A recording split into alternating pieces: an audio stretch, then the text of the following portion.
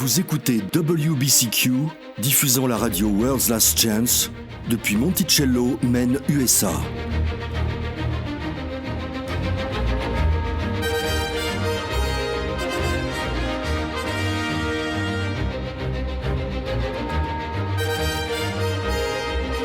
Crimes violents, troubles politiques, instabilité financière, tout indique une crise imminente, une crise sans précédent. Réglez votre fréquence sur Radio World's Last Chance pour découvrir comment vous préparer spirituellement à ce qui nous attend. Radio WLC prépare un peuple pour le retour très proche du Sauveur.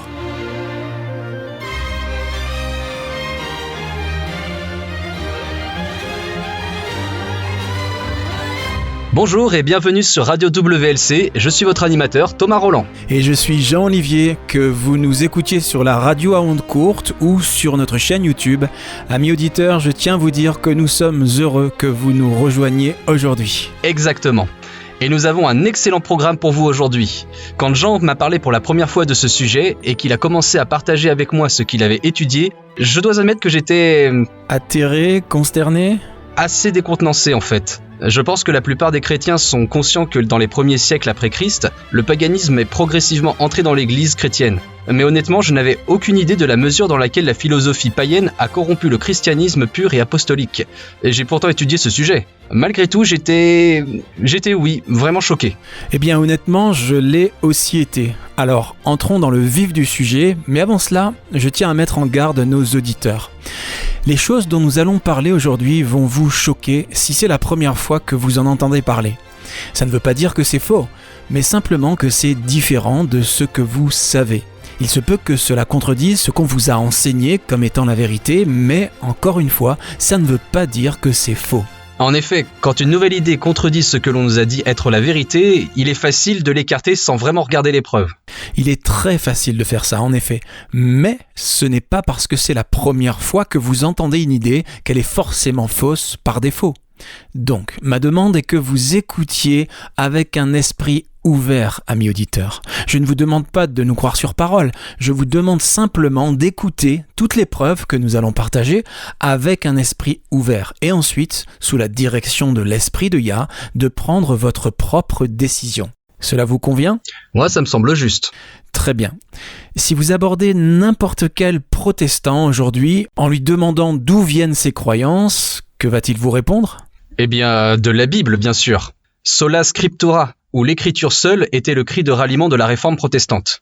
C'est vrai. L'Église catholique a toujours été très ouverte au sujet du poids qu'elle accorde à la tradition et aux écrits des pères de l'Église. Les protestants, par contre, ont toujours dit que la tradition pouvait avoir tort et qu'il faut se tourner vers la Bible et la Bible seule pour trouver la vérité. Comme Paul l'a écrit à Timothée, toute écriture est inspirée de Yah et utile pour enseigner, pour convaincre, pour corriger, pour instruire dans la justice, afin que l'homme de Yah soit accompli et propre à toute bonne œuvre. Donc, nous n'avons pas besoin de la tradition pour nous dire ce qu'est la vérité. L'écriture est un guide suffisant. Le problème vient de la façon dont l'écriture est interprétée.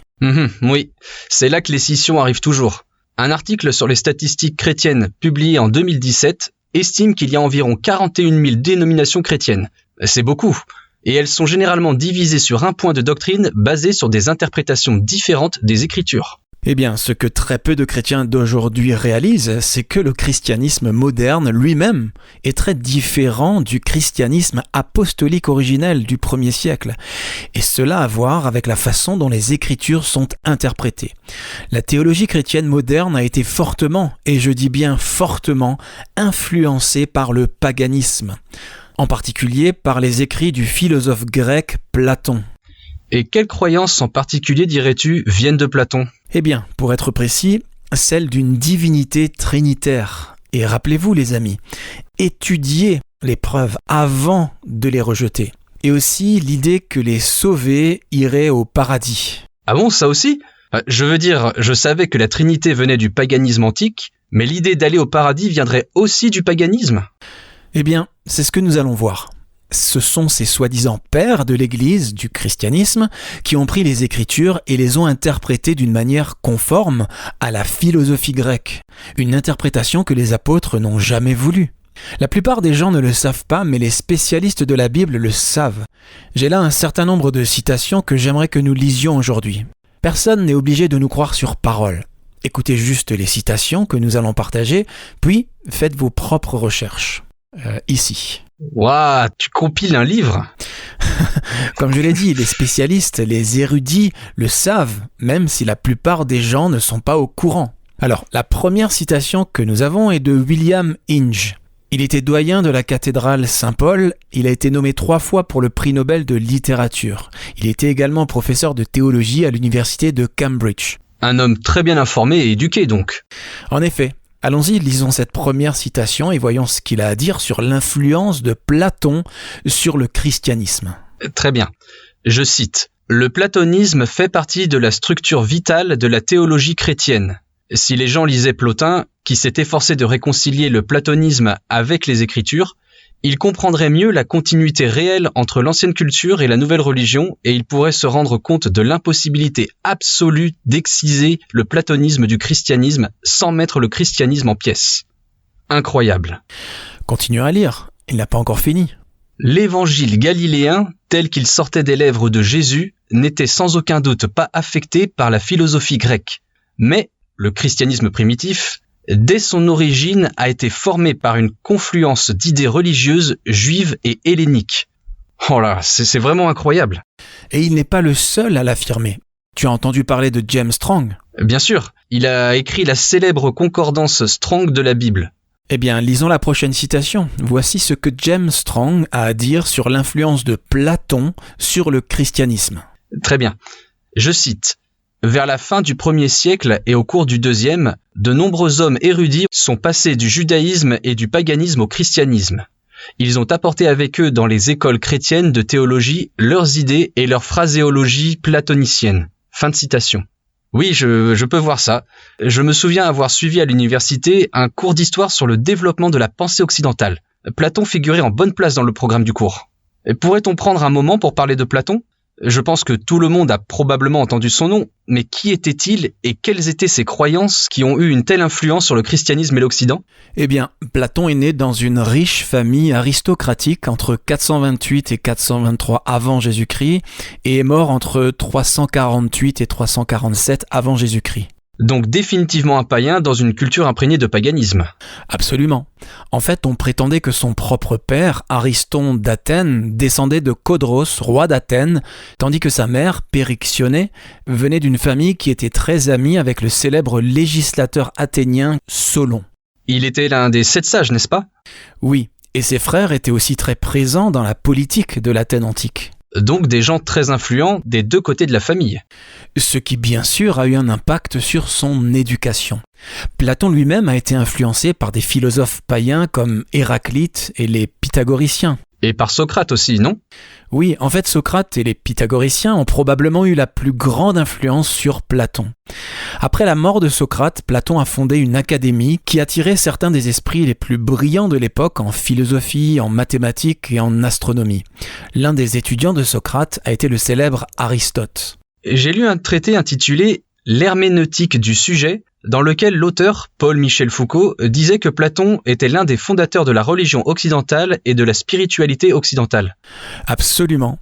Ce qu'il faut souligner clairement, c'est que Platon était imprégné de la pensée païenne. Sa vision du monde était païenne, du début à la fin. Une idée pour laquelle Platon est particulièrement connu est sa vision dualiste du monde. Qu'est-ce que tu entends par là ? C'est l'idée que le monde dans lequel nous vivons serait une copie imparfaite d'un monde supérieur où tout, que ce soit les formes réelles ou de simples idées, existe dans un état idéal. Eh bien, je ne sais pas pour toi, mais je pense que mon état actuel est tout à fait idéal. Très bien, donc si je demande à ta femme, elle sera d'accord avec toi ? Mais bien sûr. Eh bien, Platon ne serait pas d'accord. Il dirait que tu n'es qu'une pâle imitation du toi idéal qui existe dans le monde supérieur. Cette forme ultime et idéale, selon Platon, est une force impersonnelle qu'il appelle le bien. Si tu veux te documenter à ce sujet, ça s'appelle la théorie des formes. Je passerai mon tour. Ce que j'aimerais savoir, c'est comment les croyances de Platon ont influencé les premiers pères de l'Église. Tu as dit que le christianisme moderne est modelé jusqu'à ce jour par Platon. J'aimerais entendre quelques exemples spécifiques de la façon dont ces croyances diffèrent des Écritures. Très bien. Héraclite d'Éphèse, l'un des philosophes ayant influencé Platon, est considéré comme la première personne à avoir appliqué le mot « logos », qui signifie « parole », à la sagesse divine ou la raison. Héraclite enseignait que ce logos était une puissance qui servait à coordonner l'univers. Platon a développé cette idée en affirmant que le logos faisait partie d'une triade divine composée du bien, du logos ou parole, et de ce qu'il appelait l'esprit du monde. Est-ce que ça ressemble à quelque chose que tu connais ? Oui, ça ressemble à ce que le christianisme enseigne à propos d'une divinité trinitaire. Dieu le Père, Dieu le Fils ou la parole de Dieu et Dieu le Saint-Esprit. C'est ça. C'est l'un des domaines d'où est venu ce concept d'une divinité 3 en 1. Maintenant, nous devons comprendre que Platon ne pensait pas que le logos était une personne littérale. Il le considérait plutôt comme un principe directeur. Les philosophes stoïciens ultérieurs croyaient que le logos était l'explication ou le récit qui régit tout. Aristote, l'élève de Platon, ne croyait pas à la théorie des formes de Platon, mais il croyait aussi à une triade. Allons-y, lisons la prochaine citation, c'est Aristote qui écrit. « Car comme le disent les pythagoriciens, le monde et tout ce qu'il contient est déterminé par le nombre 3, puisque le début, le milieu et la fin donnent le nombre d'un tout, et le nombre qu'il donne est la triade. Ainsi, après avoir pris ces 3 éléments de la nature comme des lois, pour ainsi dire, nous utilisons le nombre 3 dans le culte des dieux. » Finalement, au cours des siècles, cette triade divine s'est transformée en l'idée d'un Dieu trinitaire. C'est le principal domaine dans lequel le christianisme a été influencé par Platon. Nous devons nous rappeler que les premiers pères de l'Église étaient des hommes bien éduqués. Beaucoup d'entre eux avaient, comme les hommes instruits de l'époque, été formés à la philosophie grecque. Cela a naturellement influencé leur interprétation des Écritures. Donc ce que tu dis, c'est qu'ils ont formé leur vision du monde à partir de la perspective grecque plutôt que de la perspective juive. Précisément. Même si l'écriture a été écrite du point de vue juif, ou plus justement hébraïque. Donc, quand ces soi-disant pères de l'Église sont arrivés, ils ont interprété les Écritures non pas du point de vue juif ou hébraïque, des auteurs des textes sacrés, mais du point de vue de leur propre éducation grecque. Par exemple, ils ont dit que ce que Platon désignait comme le bien était bien sûr Yahweh. Le logos, selon eux, était Yahushua, et l'esprit du monde était une 3e personne soudainement désincarnée d'une divinité mystique. Donc, la triade divine de Platon s'est transformée en une trinité chrétienne par l'intermédiaire des pères de l'Église qui avaient reçu une éducation classique. Cela a dû avoir un impact énorme sur tous les domaines de la croyance chrétienne. Oh, c'est le cas. Tu connais Edward Gibbon ? Oui, il a écrit « Le déclin et la chute de l'Empire romain ». Oui, c'est ça. Et il a écrit un autre livre intitulé « Histoire du christianisme ». Il y parle des philosophies grecques qui ont influencé le début du christianisme. Allons-y, lisons la prochaine citation, c'est Gibbon qui écrit. Il écrit, je cite, « Si le paganisme a été conquis par le christianisme, il est également vrai que le christianisme a été corrompu par le paganisme. Le pur déisme des premiers chrétiens a été transformé par l'Église de Rome en l'incompréhensible dogme de la Trinité. De nombreux principes païens, inventés par les Égyptiens et idéalisés par Platon, ont été conservés comme étant dignes de foi. » Par pur déisme, Gibbon fait référence à la religion de base des apôtres, qui croyaient en un seul Dieu. Ils étaient, comme les Juifs avant eux, de purs monothéistes.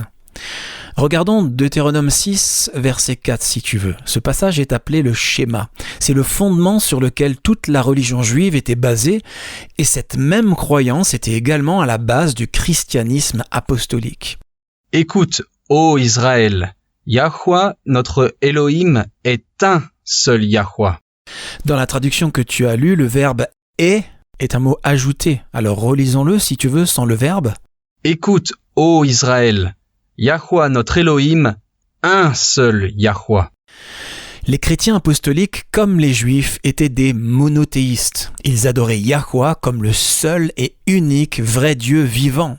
Ils ne l'adoraient certainement pas en tant que 3 en 1 avec le Fils et le Saint-Esprit.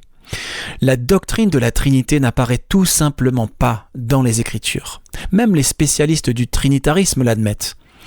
La prochaine citation est celle d'un théologien baptiste du nom de William N. Clark. Allons-y, lisons ce qu'il dit. Très bien. En parlant des Écritures, il dit, je cite, « Le mot Trinité n'est jamais utilisé et il n'y a aucune indication que l'idée de Trinité ait pris forme. On a longtemps eu l'habitude de lire le Nouveau Testament comme si les idées d'un âge ultérieur sur ce sujet s'y trouvaient, mais ce n'est pas le cas. Au jour des apôtres, la doctrine de la Trinité n'avait pas encore été créée. Après 3 ou 4 siècles, une doctrine de la Trinité a été élaborée. Cette doctrine historique était très différente de la simplicité de la foi primitive. » Fin de citation. C'est une déclaration étonnante. Avant de poursuivre, j'aimerais partager un point avec nos auditeurs. Beaucoup d'entre vous pensent peut-être « Comment pouvez-vous dire que la doctrine de la Trinité n'apparaît pas dans les Écritures ? Elle apparaît dans 1 Jean. » Je l'ai ici, alors laissez-moi le lire. 1 Jean 5, versets 7 et 8 dans la version Martin nous dit « Car il y en a 3 dans le ciel qui rendent témoignage, le Père, la Parole et le Saint-Esprit. Et ces 3-là ne sont qu'un. Il y en a aussi 3 qui rendent témoignage sur la terre, savoir l'Esprit, l'eau et le sang. Et ces 3-là se rapportent à 1. » Tu as raison Thomas, dans la version Martin, dans la version Osterwald aussi, et dans la version King James, qui sont toutes d'excellentes versions par ailleurs. Et ce passage est fréquemment pointé du doigt comme preuve d'une divinité trinitaire. Mais ce n'est pas le cas. Non. En fait, chers amis, vous devez savoir que ce passage particulier n'apparaît dans aucun des manuscrits les plus anciens de la Bible. Ce n'est que plus de 1000 ans plus tard que ces versets ont été ajoutés à la Bible. Donc oui, la doctrine de la Trinité n'existe tout simplement pas dans les Écritures. Vraiment pas. Allons au chapitre 12 de Marc. Ici, un scribe est venu voir Yahushua et lui a demandé « Quel est le plus grand commandement de tous ?» Lisons la réponse de Yahushua et ce que le scribe a répondu. C'est très révélateur. Marc 12, versets 29 à 33. Yahushua répondit « Voici le premier. Écoute, Israël, Yahweh, notre Elohim, est l'unique Yahweh, ou est un dans la King James. Et tu aimeras Yahweh, ton Elohim, de tout ton cœur, de toute ton âme, de toute ta pensée et de toute ta force. Voici le second. Tu aimeras ton prochain comme toi-même. Il n'y a pas d'autre commandement plus grand que cela. » Le scribe lui dit « Bien, maître, tu as dit avec vérité que Yah est unique et qu'il n'y en a point d'autre que lui, et que l'aimer de tout son cœur, de toute sa pensée, de toute son âme et de toute sa force, et aimer son prochain comme soi-même, c'est plus que tous les holocaustes et tous les sacrifices. » Donc ici, Yahushua est interrogé sur ceci. Quel est le plus grand commandement ? Et le Sauveur cite le schéma, Deutéronome 6, verset 4. Il connaissait bien sûr ce passage et il ne croyait pas à une trinité platonique. Lisons maintenant le verset suivant. Voyons ce que Yahushua dit au scribe. Yahushua, voyant qu'il avait répondu avec intelligence, lui dit « Tu n'es pas loin du royaume de Yah. » Yahushua affirme ici ce que les Juifs ont toujours cru. Il n'y a qu'un seul Dieu et ce Dieu est Yahweh. Ok, nous allons faire une courte pause, amis auditeurs. Nous en reparlerons à notre retour. Restez à l'écoute. Le pape François est entré dans l'histoire en 2013, en devenant le tout premier jésuite à être élu au souverain pontificat. C'était comme une règle non écrite que les jésuites n'aient jamais occupé de hautes fonctions dans la curie romaine.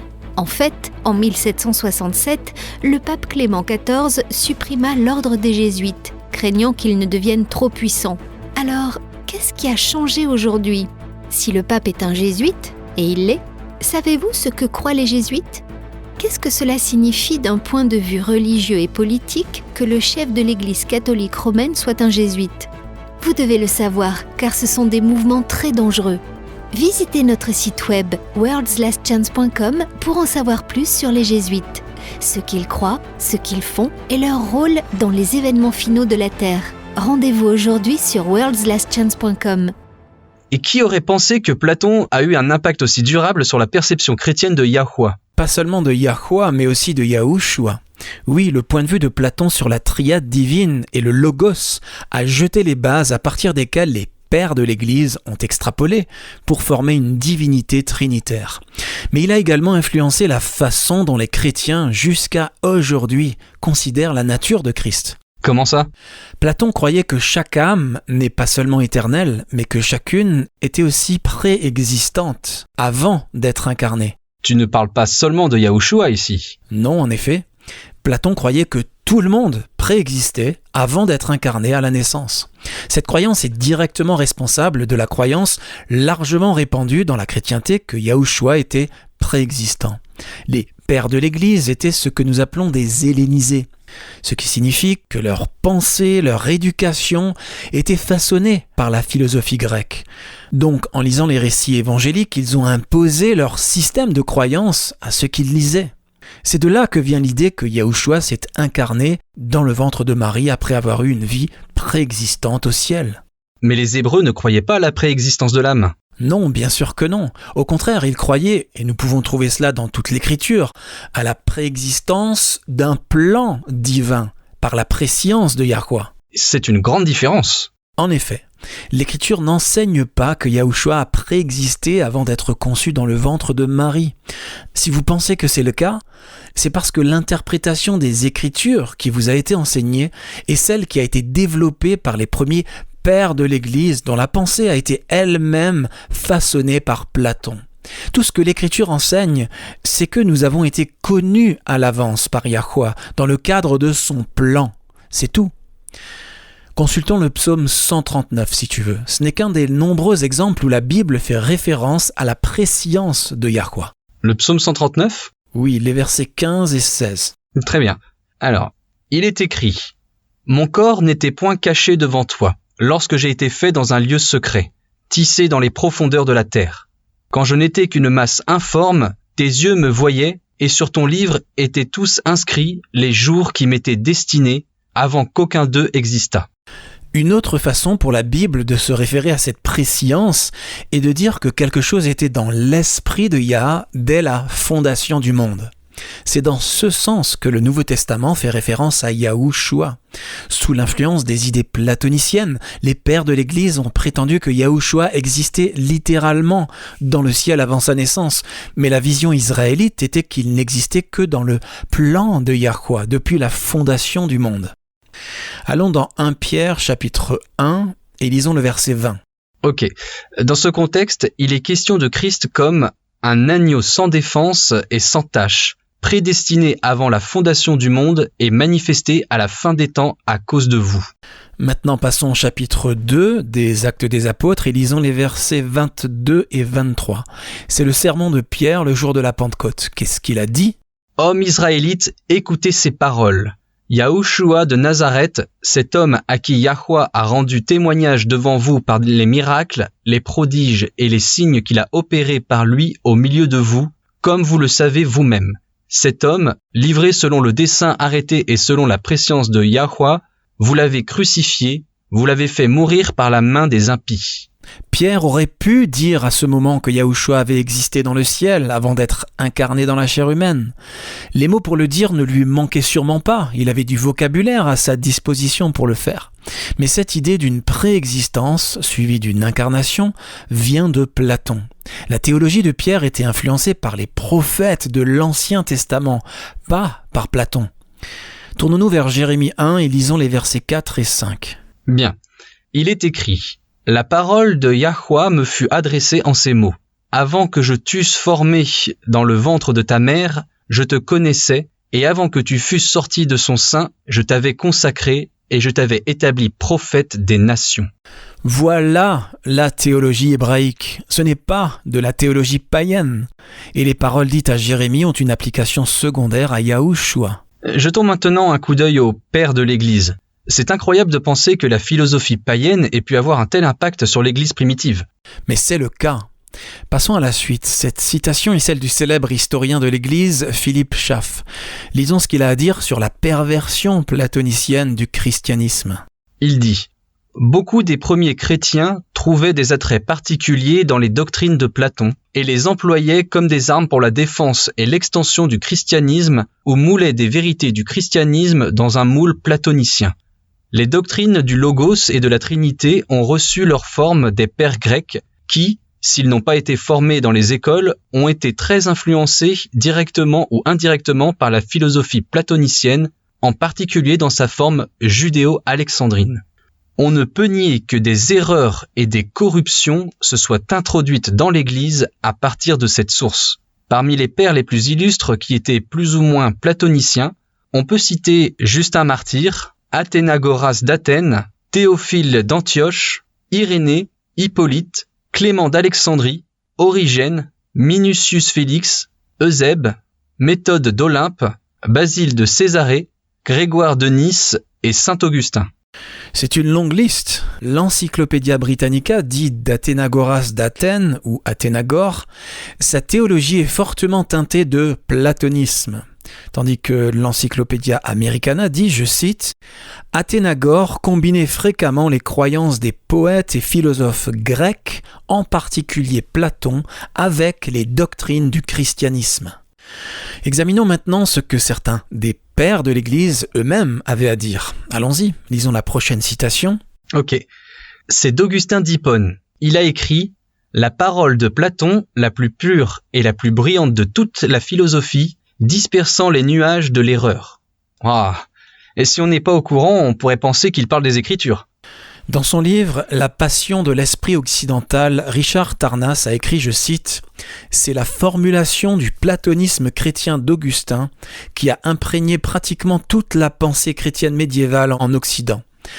L'intégration chrétienne de l'esprit grec a été si enthousiaste que Socrate et Platon ont été fréquemment considérés comme des saints pré-chrétiens divinement inspirés. » Sérieusement ? Waouh ! Eh oui. En fait, Clément d'Alexandrie, tu as entendu parler de lui ? Oui.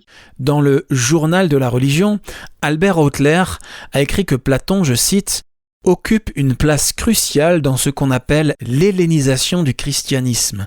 Il est généralement reconnu que Clément est allé plus loin qu'aucun chrétien orthodoxe ne l'a jamais fait dans l'appropriation et l'utilisation des concepts philosophiques et éthiques hellénistique pour l'expression de sa foi chrétienne.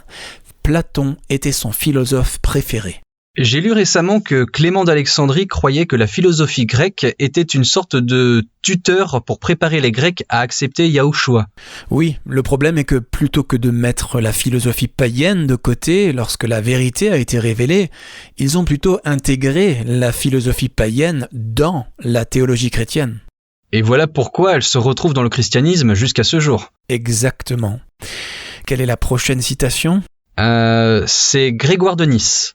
Grégoire de Nice était un évêque du IVe siècle qui a joué un rôle important dans le développement de la doctrine d'une divinité trinitaire au Conseil de Constantinople en 381. Le Grand Catéchisme affirme qu'il a, je cite, « décrit l'œuvre salvatrice du Christ dans le langage des formes platoniciennes ». Intéressant. Voici une citation tirée de la philosophie des pères de l'Église de Harry Wolfson. Ah oui, il parle du compromis qui a été nécessaire quand Grégoire de Nice a essayé d'harmoniser la philosophie grecque avec le monothéisme israélite. Lisons-le. C'est une solution par harmonisation, une tentative de combiner, comme Grégoire de Nice le caractérise, le monothéisme des Juifs et le polythéisme des Grecs. La méthode d'harmonisation utilisée par eux a été de réduire le monothéisme juif en tant que concession à la philosophie grecque. C'est tout simplement une corruption du christianisme apostolique. Et ne vous faites pas d'illusions, les amis, c'était de la corruption, purement et simplement. En interprétant les Écritures du point de vue d'un philosophe païen, on perd le sens et l'intention originelle de la Bible.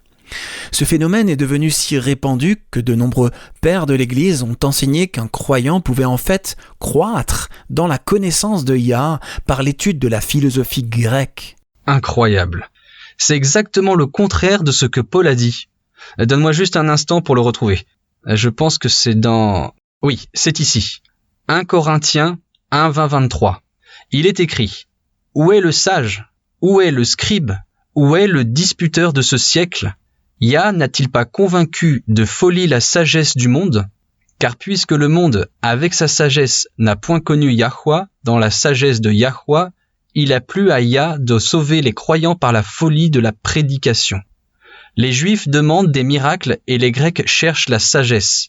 Nous prêchons Christ crucifié, scandale pour les Juifs et folie pour les païens. » Donc, pas vraiment une façon d'apprendre au sujet de Yah. Paul a en fait mis en garde contre la philosophie païenne. Lisons Colossiens 2, verset 8. Oui. Oh, intéressant. Dans cette version, le titre fourni du passage dit « Pas la philosophie, mais Christ ». Ok, Colossiens 2, verset 8. Il est écrit « Prenez garde que personne ne fasse de vous sa proie par la philosophie et par une vaine tromperie, s'appuyant sur la tradition des hommes, sur les rudiments du monde et non sur Christ. » Paul était le plus instruit des apôtres. Il savait que la philosophie païenne ne ferait que corrompre la foi naissante et il a mis en garde contre elle. Malheureusement, quand les soi-disant pères de l'Église ont fusionné la théologie chrétienne avec la philosophie païenne, ils ont développé la croyance d'une divinité trinitaire qui est diamétralement opposée au monothéisme pur de l'Écriture. Lisons la citation suivante. Elle vient d'un spécialiste de l'Ancien Testament, Norman Snaith. Qu'est-ce qu'il dit ? Il dit, je cite, « Notre position est que la réinterprétation de la théologie biblique selon les idées des philosophes grecs a été à la fois répandue à travers les siècles et, partout, destructrice de l'essence de la foi chrétienne. Le christianisme lui-même a eu tendance à s'offrir d'une transposition hors des prophètes vers Platon. » Nous ne devons pas être liés aux non-croyants. Tu te souviens, Thomas, de l'avertissement de Paul dans 2 Corinthiens ? Non, pas de mémoire. Eh bien, lisons-le. 2 Corinthiens, chapitre 6, versets 14 et 15. Alors, voyons voir. Ah oui. « Ne vous mettez pas avec les infidèles sous un joug étranger. Car quel rapport y a-t-il entre la justice et l'iniquité ? Ou qu'y a-t-il de commun entre la lumière et les ténèbres ? Quel accord y a-t-il entre Christ et Bélial ? » Nous devons aller à l'Écriture, pas vers la philosophie païenne pour notre théologie. Jude pouvait même voir que cela commençait à s'insinuer à son époque. Lisons Jude 1, versets 3 et 4. « Bien-aimés, comme je désirais vivement vous écrire au sujet de notre salut commun, je me suis senti obligé de le faire afin de vous exhorter à combattre pour la foi qui a été transmise aux saints une fois pour toutes. Car il s'est glissé parmi vous certains hommes dont la condamnation est écrite depuis longtemps, des impies qui changent la grâce de notre Elohim en dissolution et qui renient notre seul Maître et Seigneur, Yahushua Christ. » Les apôtres étaient monothéistes, pas trinitaires. Passons maintenant à 1 Corinthiens, chapitre 8, et lisons le verset 6. « Néanmoins, pour nous, il n'y a qu'un seul Dieu, le Père, de qui viennent toutes choses et pour qui nous sommes, et un seul Seigneur, Yahushua Christ, par qui sont toutes choses et par qui nous sommes. » Donc, la question pour chacun d'entre nous est la suivante. Qui allons-nous croire ? Les pères de l'Église, corrompus par la philosophie païenne, ou la Bible ? Même Christ a dit qu'il n'y a qu'un seul Dieu. Dans Jean 17, verset 3, il a prié ainsi. « Or, la vie éternelle, c'est qu'ils te connaissent, toi, le seul vrai Dieu. » Tout à l'heure, tu as dit que la philosophie platonicienne a même façonné la vision du ciel du christianisme. Pourrais-tu en dire plus à ce sujet ? Oui, la plupart des chrétiens aujourd'hui voient le ciel comme un endroit éthéré où des esprits désincarnés passeraient l'éternité à contempler Yahweh. Ceci, encore une fois, vient de Platon. Tu te souviens de son idée selon laquelle le monde physique n'est qu'un reflet inférieur de l'idéal parfait ? Oui. Eh bien, le paradis, pour Platon, donc, c'était d'échapper au monde physique, matériel, qu'il considérait comme imparfait. Il croyait que l'âme humaine est piégée dans un corps physique. C'est en contradiction avec la Bible, qui dit que quand le souffle de Yah est entré dans le corps d'Adam, l'homme est devenu une âme vivante. Nous sommes donc la combinaison des deux. Exact. Mais pour Platon, le corps était comme la prison de l'âme. Le salut, à ses yeux, consistait donc à s'échapper du monde physique pour aller dans le monde spirituel.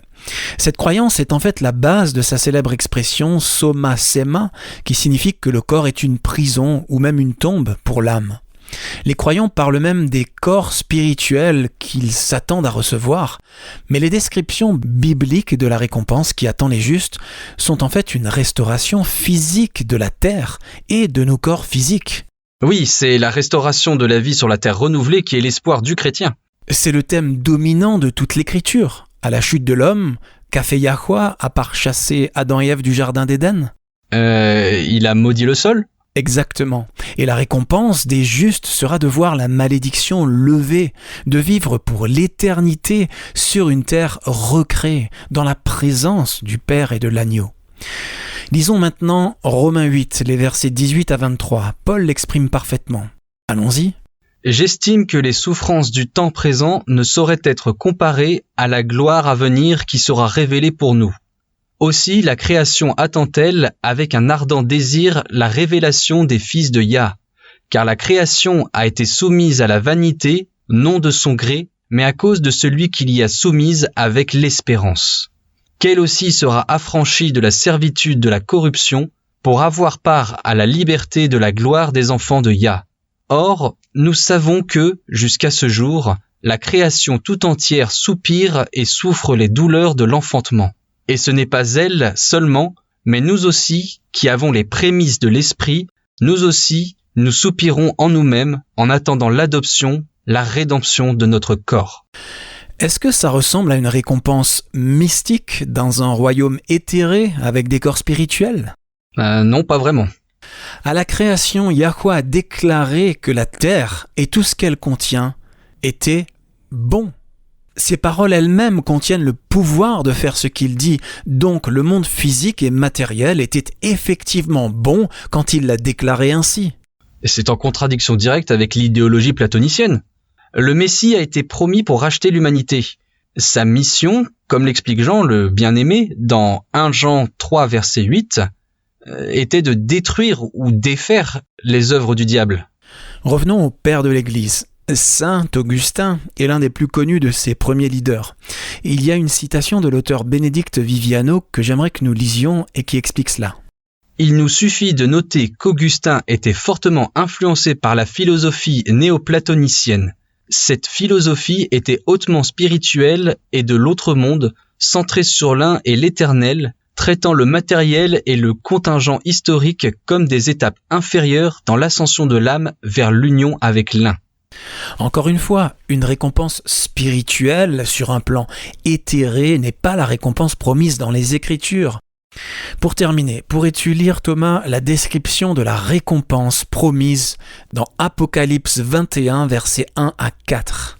Puis je vis un nouveau ciel et une nouvelle terre, car le premier ciel et la première terre avaient disparu et la mer n'était plus.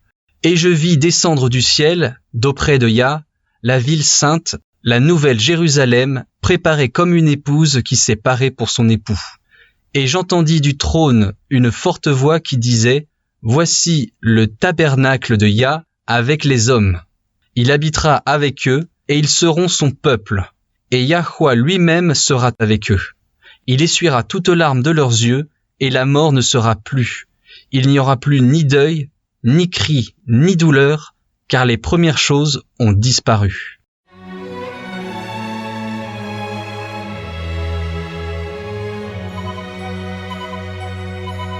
Vous écoutez la radio World's Last Chance sur WBCQ à 9330 kHz sur la bande des 31 mètres. Radio World's Last Chance prépare un peuple pour le retour très proche du Sauveur. Le prix pour suivre la vérité, peu importe le coût, est bien tout. Lorsqu'une personne fait face à la réalité de devoir sacrifier tout ce qui lui est précieux pour suivre la vérité, les forces du mal essaient toujours de l'arrêter. Satan place des obstacles apparemment insurmontables sur son chemin.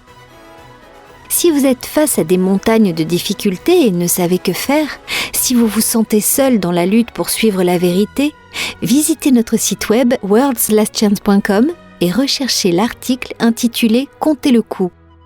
Tous ceux qui font confiance à Yahweh pour trouver une solution à toutes les difficultés découvriront que les récompenses sont si élevées que le coût est en fait bon marché. Lisez l'article « Comptez le coup » sur worldslastchance.com.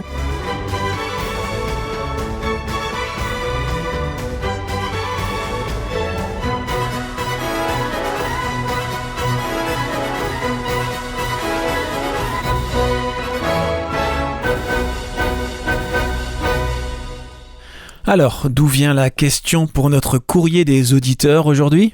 Je vais te donner un indice. Ce pays a le nom de localité le plus long du monde. Je vais dire l'Allemagne. Ils ont tendance à coller des mots ensemble pour faire des noms vraiment longs. C'est une réponse solide, mais pas de prix pour toi. Ah, Alors, le mot en question contient 85 lettres. sérieux, qu'est-ce que c'est ? Tu t'attends vraiment à ce que je sois capable de le prononcer ? Tout ce que je peux te dire, c'est que ça commence par To et ça finit par U.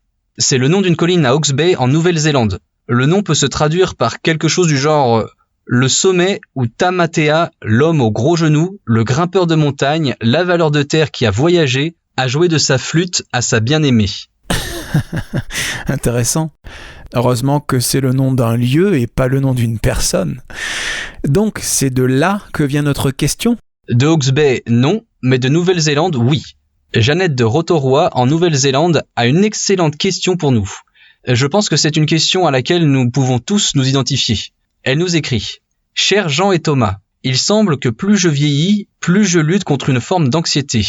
Je me réveille à 2 ou 3 heures du matin et je n'arrive plus à me rendormir. Je m'inquiète pour mes enfants adultes, pour mon travail, pour la santé de mes parents âgés. Pour n'importe quoi, je m'inquiète. Et je dois dire que l'état du monde en ce moment n'arrange pas les choses.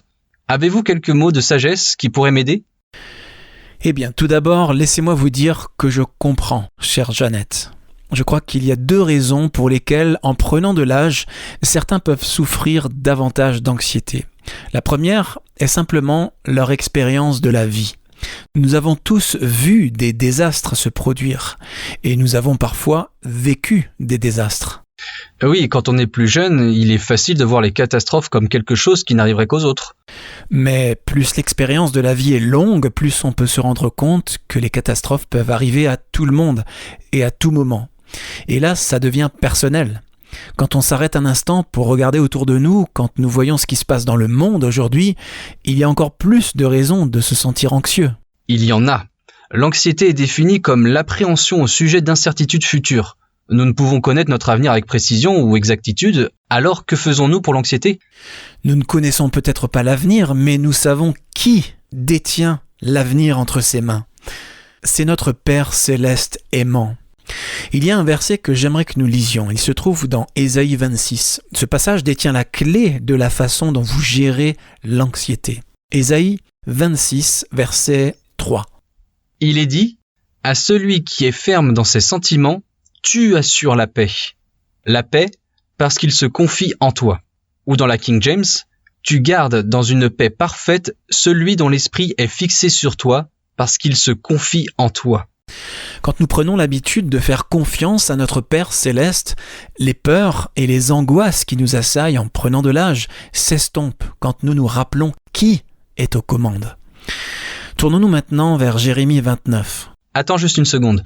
Avant de continuer, je voudrais lire le verset suivant. C'est vraiment beau et il nous dit « Confiez-vous en Yahweh à perpétuité, car Yahweh est le rocher des siècles. » Ou dans la King James « Ayez confiance en Yahweh pour toujours, car en Yahweh est une force éternelle. » Le moment idéal pour faire confiance est lorsque vous avez peur. Et comme nous l'entendons chaque jour avec les promesses quotidiennes, on peut faire confiance à Yahweh en toute sécurité. Ok, lisons Jérémie 29, verset 11. Jérémie 29, verset 11, c'est lorsque nous nous rappelons que le Tout-Puissant est un Père tendre et aimant, que nous pouvons faire confiance en toute sécurité à ses plans sages pour nous. « Car je connais les projets que j'ai formés sur vous, dit Yahweh, projets de paix et non de malheur, afin de vous donner un avenir et de l'espérance. » Les plans du Père à notre égard sont pour notre bien. Même quand les choses semblent s'écrouler autour de nous, nous pouvons faire confiance à l'amour et à la compassion de notre Père céleste. Il veut nous rendre heureux. Il ne permet que ce qui peut être utilisé pour notre bien éternel. Et quand nous souffrons, il souffre aussi, avec nous. Oui.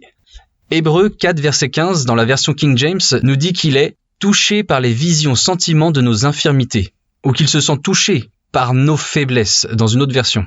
Et tu as dit qu'il y a une deuxième raison pour laquelle nous pouvons souffrir d'anxiété. Et quelle est-elle ? Eh bien, j'ai récemment lu un livre écrit par un médecin spécialisé dans les allergies, un certain docteur William Walsh. Le livre s'intitule « Comment je me suis remis de la démence ». Le titre donne l'impression qu'il s'agit d'une autobiographie, mais ce n'est pas le cas. Au cours des décennies qu'il a pratiquées en tant que médecin spécialisé dans le traitement des allergies, le Dr Walsh a découvert certains produits chimiques qui sont souvent présents soit naturellement dans les aliments ou ont été ajoutés aux aliments et qui ont pour effet de nous empêcher de dormir la nuit quand nous prenons de l'âge. Et puis, bien sûr, avec l'expérience de la vie qui s'accumule, nous nous mettons à penser à toute chose qui pourrait mal tourner, et l'anxiété peut nous empêcher de dormir. C'est ça. Quand on est plus jeune, la plupart des gens ne sont pas aussi affectés par ces produits chimiques, et ce docteur a découvert que l'élimination ou la limitation stricte de ces produits chimiques dans notre alimentation aide les gens à dormir toute la nuit et réduit le brouillard cérébral. Et pour lui, cela inverse même le développement de la démence.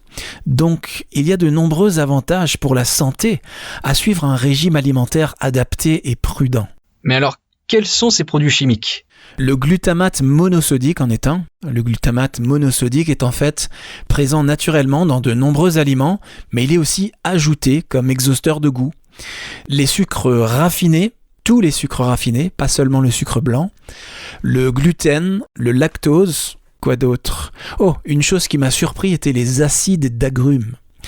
Il a découvert que le fait de les limiter ou de les supprimer du régime alimentaire avait des effets bénéfiques sur la gestion des maladies nerveuses, telles que la maladie de Huntington, la SLA ou sclérose latérale amyotrophique, la maladie de Parkinson, la sclérose en plaques et même les migraines et le brouillard cérébral. C'est quoi le nom du livre déjà ? Comment je me suis remis de la démence, en anglais « How I Recovered from Dementia ». Il est écrit dans un langage simple pour être facile à comprendre, mais il explique aussi la science qui se cache derrière, et c'est ce que j'ai trouvé le plus intéressant d'ailleurs. C'est bon à savoir. Je pense qu'il est de notre responsabilité en tant que chrétiens d'avoir une alimentation saine pour que le temple de notre corps puisse être une habitation convenable pour l'esprit de Yah. Et il est étonnant que l'élimination de ces produits chimiques du régime alimentaire améliore à ce point l'insomnie et l'anxiété nocturne aussi. C'est tout ce à quoi nous avons le temps de répondre aujourd'hui, les amis. Mais nous aimons beaucoup recevoir vos messages. Si vous avez des questions ou des commentaires, nous aimerions aussi les entendre. Rendez-vous sur notre site web à worldslastchance.com et cliquez sur « Contactez-nous ». Nous ne pourrons peut-être pas tout aborder à l'antenne, mais nous essaierons au moins de le faire dans la section questions-réponses de notre site web.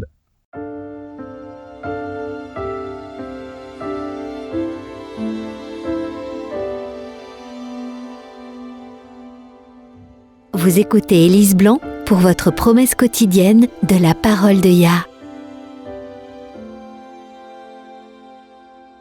Joshua Rogers est un écrivain et chroniqueur chrétien.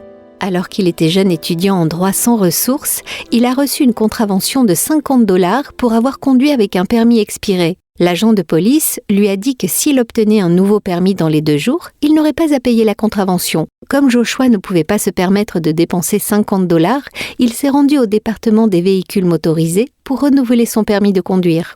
Après 1h30 d'attente, il s'est rendu au guichet, s'est fait photographier et a rempli les papiers. « Ça fera $22, lui a dit l'agent administratif. « 22 » s'est exclamé Joshua. « Je croyais que c'était seulement 17. » « C'était, dit l'employé. Maintenant, c'est 22. » Le problème, c'est que Joshua n'avait pas $22. Il lui manquait $5. L'employé a accepté de mettre en attente sa demande pendant qu'il a couru à sa voiture pour chercher de la monnaie. En fouillant sous les sièges et dans la boîte à gants, Joshua a pu trouver $1.24. Il lui manquait toujours $3.76. Joshua était désespéré. Il n'avait pas $3.76. Il n'aurait certainement pas $50 pour payer la contravention s'il ne pouvait faire renouveler son permis. En désespoir de cause, il a prié Yahweh. « Père, dit-il, pourrais-tu me donner $4 ? Tu pourrais juste les faire apparaître quelque part. » En sortant de sa voiture, il a regardé par terre, espérant trouver de la monnaie. Rien, il devait retourner à l'intérieur et dire à l'employé qu'il ne pourrait pas payer son permis.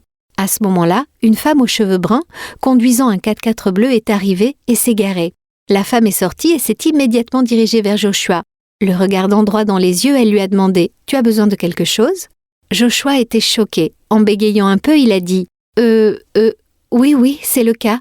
Si ça ne vous dérange pas, j'ai besoin de $4. » Il a essayé de lui expliquer la situation, mais avant même qu'il ait fini, la femme avait sorti l'argent de son portefeuille et le pressé dans sa main. En repensant à ce jour, Joshua a déclaré, je cite, « Aujourd'hui encore, je m'étonne que cette femme ait eu l'audace de s'approcher de moi ainsi sur le parking. Bien qu'elle n'ait pas entendu directement ma prière, Ya a dû, d'une manière ou d'une autre, partager ma demande avec elle. Et heureusement, elle écoutait assez attentivement pour entendre son intérêt pour mon besoin relativement mineur.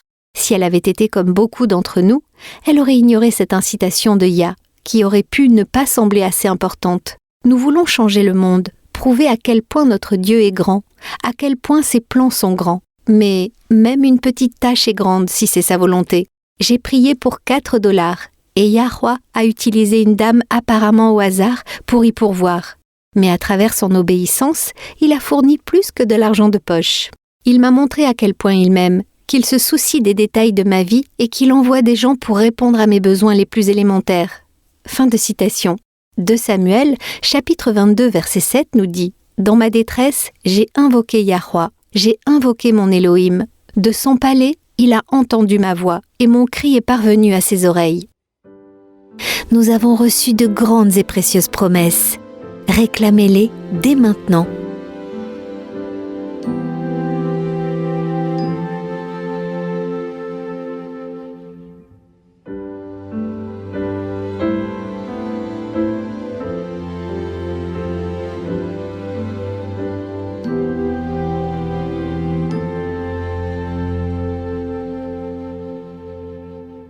Je dois dire, Jean, que le sujet d'aujourd'hui est plutôt choquant. Plus la vérité est rétablie, plus nous avons d'occasion de voir comment Satan a caché la vérité.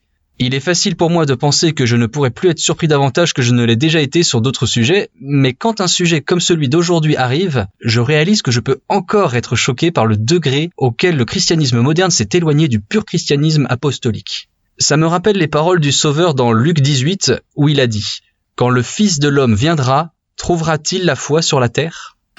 Oh, de la foi, il en trouvera, du moins ce que la plupart pensent avoir. Mais combien de ceux qui prétendent être des croyants, combien de ceux qui portent le nom de Christ en se disant chrétiens, auront une foi pure, une foi apostolique, non corrompue par le paganisme, par l'humanisme, par le darwinisme et par les multitudes de façons dont le diable a cherché à égarer les gens au cours des 2 derniers millénaires? Eh bien, pas beaucoup. Pas beaucoup. Et cela m'amène au point sur lequel je voudrais conclure. Les amis, continuez à étudier. Ne supposez pas que toute la vérité a été révélée ou que vous connaissez déjà toute la vérité. Satan a passé les 6000 dernières années à corrompre, déformer et enterrer la vérité. Nous ne saurons pas tout de ce côté-ci de l'éternité. Supposer que nous connaissons toute la vérité nécessaire pour être sauvés, c'est fermer nos esprits aux nouvelles vérités que le ciel déverse actuellement. Je pense que c'est pourquoi dans Apocalypse 18, les croyants sont appelés à sortir de Babylone. Laisse-moi le lire rapidement. C'est Apocalypse 18, versets 4 et 5. Il est écrit « Puis j'entendis une autre voix venant du ciel qui disait « Sortez du milieu d'elle, mon peuple, afin de ne pas vous associer à ses péchés et de ne pas être victime de ses fléaux. En effet, ses péchés se sont accumulés jusqu'au ciel et Yah s'est souvenu de ses crimes. » Comme nous l'avons déjà souligné, ce n'est pas là une invitation. Il s'agit en fait d'un ordre. Sortez. Eh bien, on peut voir pourquoi, n'est-ce pas ? Parce que toutes les religions organisées ont la vérité qu'ils partagent mêlée d'erreurs. Oui, mais plus que ça. Toutes les religions organisées, toutes les dénominations chrétiennes ont des credos et des ensembles uniques de croyances. C'est ce qui les distingue des autres dénominations et des autres religions. Pour être membre de telle religion ou de telle dénomination particulière, vous devez adhérer à leur ensemble de croyances. C'est vrai. Le problème, c'est qu'avec un credo déclaré vient la mentalité selon laquelle tous les autres ont tort et que seule votre dénomination a raison. Cela a pour effet de fermer l'esprit à de nouvelles vérités. Votre organisation peut effectivement avoir beaucoup de vérités à partager. Mais que se passe-t-il si Yah veut vous en apporter davantage ? Allez-vous le rejeter parce que cela contredit le credo de votre dénomination ou la théologie officielle de votre religion ? Voilà le danger que représente le fait de s'aligner sur des organisations religieuses. Dès que nous rejoignons une église particulière, nous avons tendance à laisser le pasteur ou le prêtre nous dire ce qu'il faut croire et nous cessons d'étudier par nous-mêmes. Nous ne pouvons pas nous permettre de faire cela, les amis. Nous sommes trop près de la fin pour supposer que nous savons déjà tout ou pour laisser les autres penser à notre place. Les leaders religieux, consciemment ou non, peuvent être les outils les plus efficaces de Satan. Ils peuvent influencer tellement plus de monde qu'une personne lambda, simple membre. C'est vrai. Lisons Joël 2, le verset 23, si tu veux. Bien sûr. Il est écrit « Et vous, habitants de Sion, soyez dans l'allégresse et réjouissez-vous en Yahweh, votre Elohim, car il vous donnera la pluie au moment voulu, il vous enverra les premières et les dernières pluies comme par le passé. » L'Écriture s'interprète elle-même. Nous savons que dans l'Écriture, la pluie est un symbole de la doctrine. Donc, les disciples et les apôtres ont reçu la première pluie. C'est maintenant le temps de la dernière pluie, ou pluie de l'arrière-saison. C'est une augmentation de la doctrine pure. Vous ne la connaîtrez pas si vous ne l'étudiez pas, si vous ne l'étudiez pas par vous-même. Et c'est une joie d'apprendre de nouvelles vérités. Exactement. Pour ma part, il n'y a rien d'autre dans la vie qui soit aussi satisfaisant que de découvrir de nouvelles vérités dans la parole de Yah. Eh bien, nous sommes à court de temps. Je tiens à vous remercier, amis auditeurs, de vous être joints à nous aujourd'hui. Le temps presse, les amis. Nous devons nous préparer. Il n'y a pas de temps pour jouer avec le péché, et il n'y a certainement pas de temps pour se contenter d'une théologie qui a été corrompue par l'erreur. Si vous demandez à Yah de vous conduire dans toute la vérité, il le fera. C'est lui qui l'a promis. Nous espérons que vous pourrez vous joindre à nous demain, et d'ici là, souvenez-vous, Yahweh vous aime, et vous pouvez compter sur lui, lui faire confiance en toute sécurité, car il en est digne.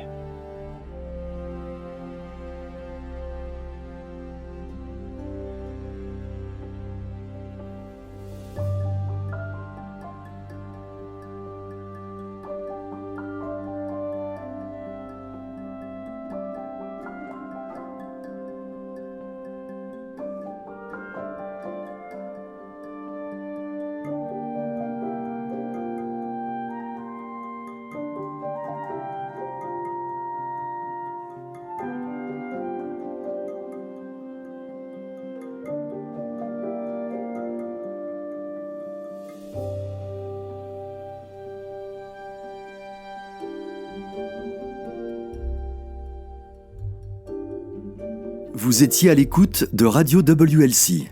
Cette émission, ainsi que les émissions précédentes de Radio WLC, sont disponibles en téléchargement sur notre site internet. Elles sont parfaitement appropriées pour être partagées avec des amis et pour des études bibliques. Elles sont également une ressource merveilleuse pour ceux qui adorent Yahweh, seuls, en famille ou en groupe à la maison. Si vous souhaitez écouter les émissions de Radio WLC, rendez-vous sur notre site internet à l'adresse worldslastchance.com. Cliquez sur l'icône Radio WLC en haut à droite de la page d'accueil. Cela vous permettra de télécharger les épisodes dans votre langue préférée. Vous trouverez également des articles et des vidéos disponibles en plusieurs langues. Rejoignez-nous demain pour un autre message rempli de vérité sur WBCQ à 9330 kHz sur la bande des 31 mètres. Radio World's Last Chance prépare un peuple pour le retour très proche du Sauveur.